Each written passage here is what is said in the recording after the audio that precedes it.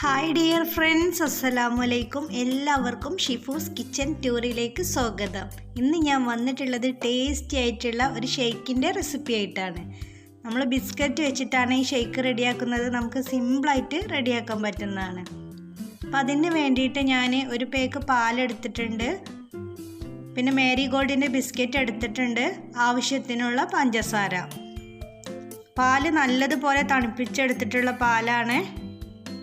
ഇനി നമുക്ക് മിക്സിയുടെ ജാറിലേക്ക് ഫസ്റ്റ് നമുക്ക് ബിസ്ക്കറ്റ് ഇട്ട് കൊടുക്കാം.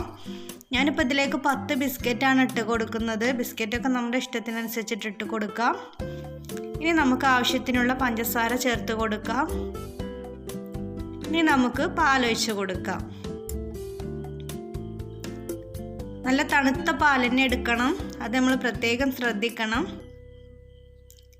ഇനി നമുക്ക് നല്ലതുപോലെ അടിച്ചെടുക്കാം. ഒട്ടും വെള്ളം ചേർക്കാതെയാണ് ഇത് അടിച്ചെടുക്കുന്നത്. ഇപ്പം നമ്മുടെ ഷേക്ക് ഇവിടെ റെഡി ആയിട്ടുണ്ട്. ഇനി നമുക്ക് ഗ്ലാസ്സിലേക്ക് ഒഴിച്ചു കൊടുക്കാം.